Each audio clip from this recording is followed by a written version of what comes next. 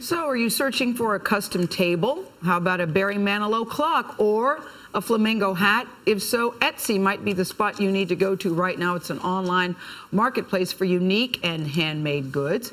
After its launch in 2005, sales soared, reaching more than $1.3 billion. That's with a B last year. Chad Dickerson is the CEO of Etsy, and he joins us at the table. And not for nothing, he's a Duke grad. It's a very Duke-friendly place around here. Just like Charlie. Yes, just like Charlie. Good to see you, Chad. So you don't like the word tchotchkes, you don't like the word knickknacks because you say it's unique, one of a kind. Why is that important to you? Absolutely. I mean, Etsy's a community of 1 million artisans and craftspeople, and what they make is really beautiful and unique. So we really want to respect the artisanship and craft behind what's on the site. Like your cufflinks, for instance, those stood out to me. Oh, yeah. Those were very cool. In fact, so I have these cufflinks that are made from vintage maps. Oh, yeah. And here on my left is Berkeley, where I lived, Berkeley on the left. Yes. And, yes, on the left, yeah. And Brooklyn on the right, where I live now. So these are, you can pick your cities, and the seller will make those for you. And what did you bring with you?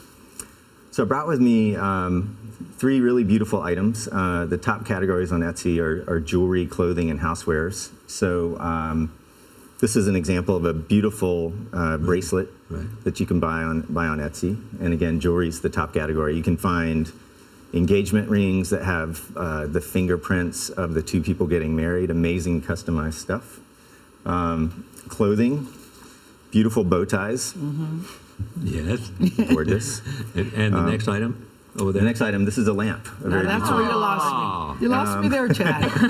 So this is a really beautiful lamp, and one of the things that's amazing about Etsy is, you know, we've lived in a world with big box retail where you go to a store and you pick something off the shelf and it looks the same as everyone else. But that is the beauty of Etsy. The beauty of Etsy is you can get something that no one else has. I have to tell you, 3 months ago for the first time, I know you guys have been around for about 9 years, started in Brooklyn, I bought something from Etsy. And what I found was most interesting is that there was a personalized message in it.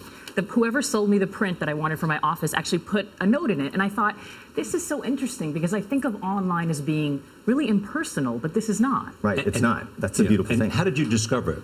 So I found something and I wanted to buy it from a big box retailer, and you guys had it unframed at a much cheaper cost. So I decided to go with Etsy. And you got a personalized note, which I think is... from the printing place that did it. So when you buy something on Etsy, it really is this personal relationship. It's a little more like, you know, it's a farmer's market versus a supermarket, and you do get these personal messages, and it feels really good to support an artisan. So where's all this going? What's the future?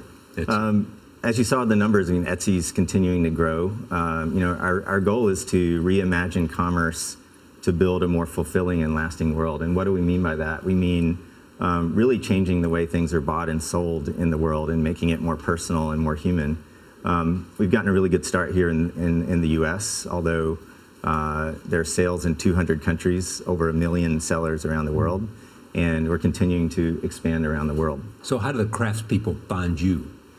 On Etsy, word of mouth. You know, our best sort of sales force is our sellers. They have good experiences on Etsy. They tell their friends, tell their neighbors, and it's largely grown through word of mouth. And you get a percentage of every transaction?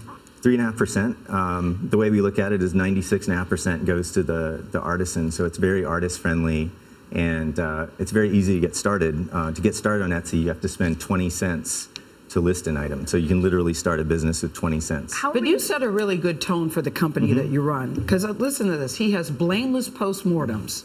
So if something goes wrong, you have a blameless postmortem, talk about that.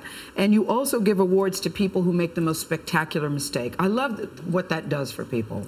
Right, so blameless postmortems are really about what we call just culture.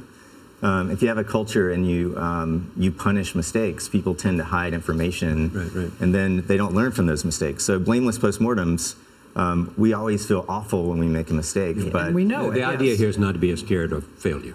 Absolutely, and you know, we've given awards for failure because we want to make sure that people understand that when we make a mistake, that they're not going to get punished. In our engineering team, for example, they have these things called public service announcements, where people send out a narrative about the mistakes that they've made, and they say, don't make the same mistake. Wonderful to see some Etsy sellers will soon be in what we have here, Nordstrom and Westtown too. Chad Dickerson, thank you so much.